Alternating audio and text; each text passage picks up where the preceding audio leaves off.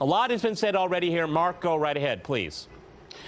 Peter, we've got to put this in perspective. This is not 4.5 years ago this started. Well, look, let's try to put this in perspective. فلنحاول الحديث عن ذلك أن ما الجديد هو أن ويكيليكس وجيران أسانج وإدوارد سنودن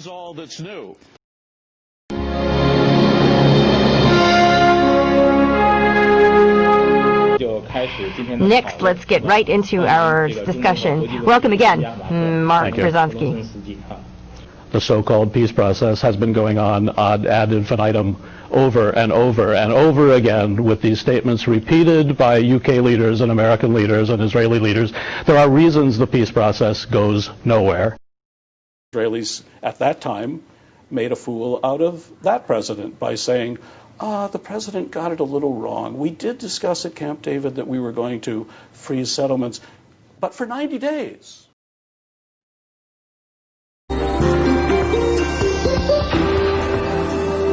يسعدنا أن نلتقي في هذه الحلقة السيد مارك بروزونسكي الخبير في السياسة الخارجية الأمريكية والخبير في شؤون الشرق الأوسط معنا وأيضا ناشر لموقع middleeast.org.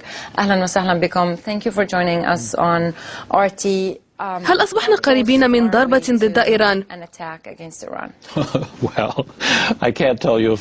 لا أستطيع القول فيما إذا ستكون الضربة اليوم أو غدا أو بعد شهر، ولكن نشهد الآن لحظات حاسمة في تاريخ الشرق الأوسط. How do you feel about that, Mark Bruzonsky, associate editor of Worldview magazine? You're also a consultant on Middle East affairs. Well, the fact that the PLO had arms in South Lebanon, we knew that before the war. It was no shock. The fact that Israel could defeat the PLO militarily is also no shock. In fact, the greatest surprise is how long it has taken. But why has the questioning of this lobby become so taboo? Talk about this unbreakable bond and what it all means for U.S. foreign policy. I'm joined by Mark Bruzonsky, publisher of MiddleEast.org. Hello, Thank you so much for coming on, Mark. Thank you.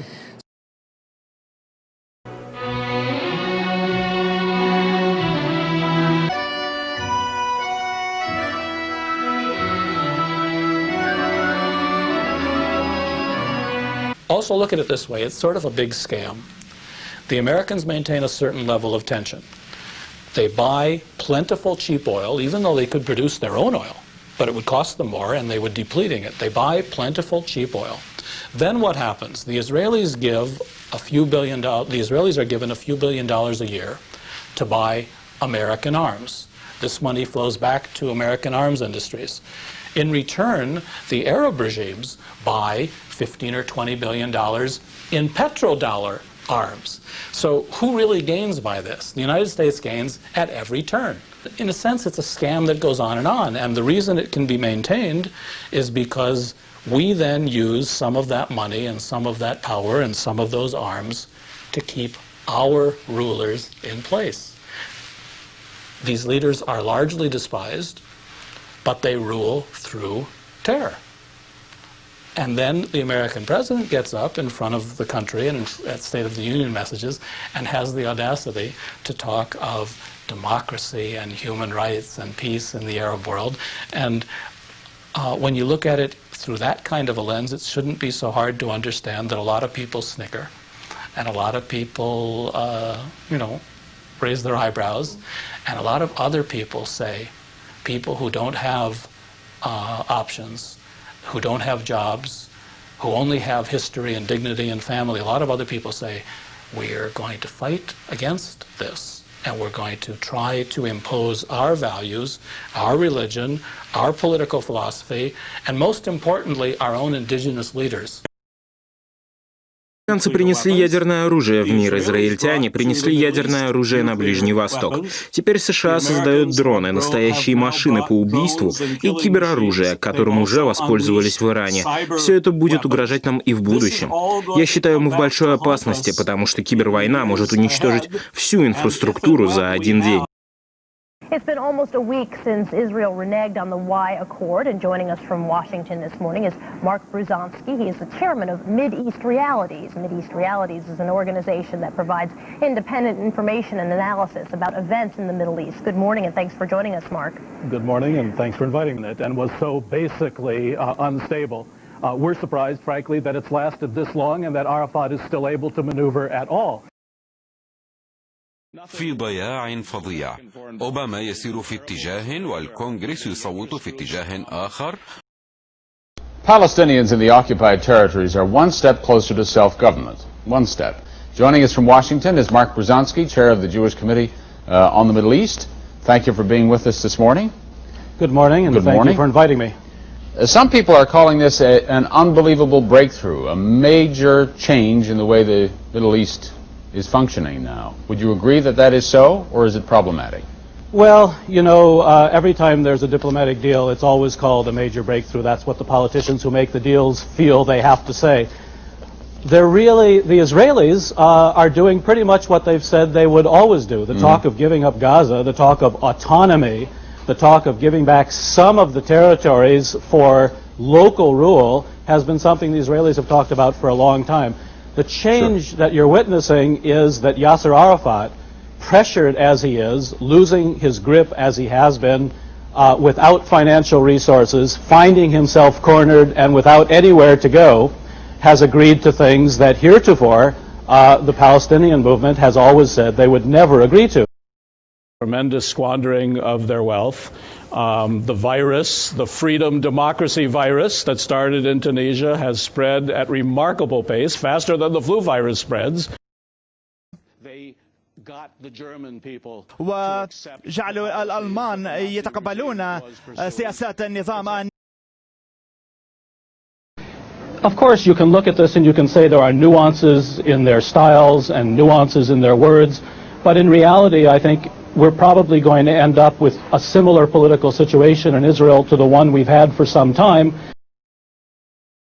Politicians know that if they attempt to speak up on this issue, they're going to be not just vilified, they're going to be defeated.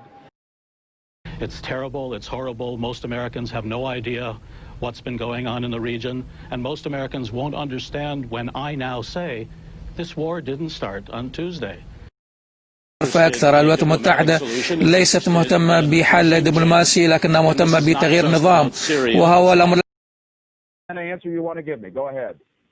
Many of us believe the policy is absolutely outrageous and immoral, and it's not just analysts and experts like myself.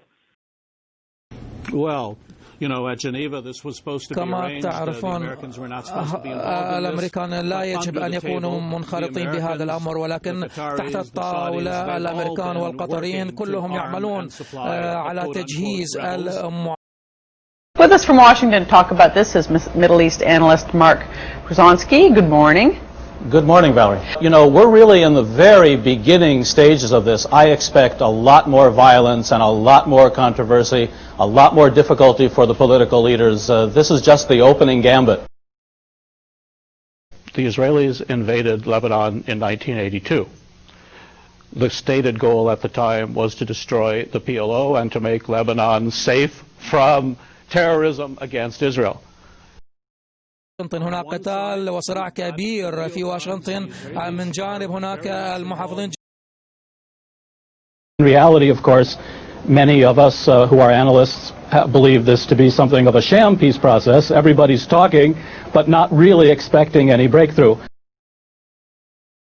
إلينا مباشرة من واشنطن الخبير في السياسة الأمريكية الخارجية وشؤون الشرق الأوسط السيد مارك بروزونسكي. أهلا بك سيد مارك. Well, you have identified one of the two major things that is very different. أحد الأشياء المختلفة العالم. وينضم إلينا من واشنطن مارك بروزونسكي ناشر موقع middleeast.org وخبير في السياسة الأمريكية الخارجية وشؤون الشرق الأوسط. ومن طهران محمد صالح صدقيان كاتب ومحلل سياسي. أبدو معك سيد صدقيان يعني Current Issues is produced by the Close-Up Foundation. Hello, my name is Chuck Tampio. Welcome to Current Issues. With us to discuss the issue is Marius Deeb, a professor of political science at George Washington University.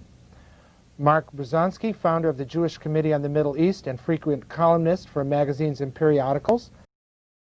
You're watching Washington, D.C., the south lawn of the White House, where those people sitting there are waiting for an historic moment in Middle East politics. 3,000 invited guests who are waiting for the arrival of the players in this momentous occasion in which the PLO and Israel agree to recognize one another, and a timetable is put in place for Palestinian autonomy in the Gaza Strip and West Bank. It's a big day in Washington, D.C. We're going to be assisted in our coverage this morning of this event by Mark Bruzonsky in Washington, who is the chair of the Jewish Committee on the Middle East. Mark, good morning. Good morning. How are you? Very well, thank you. Back to Washington now.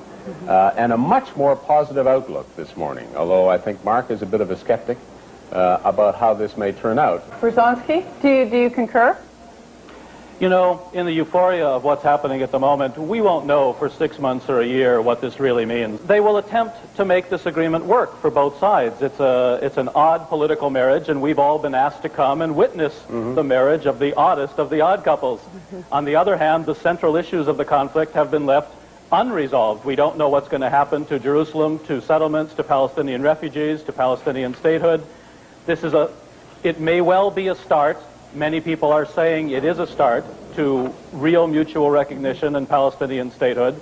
So far, what it is a defeated Palestinian leadership that was totally bankrupt, cornered, had nowhere to go, and instead of declaring defeat, they decided to accept what they always said they wouldn't accept, which is very limited autonomy.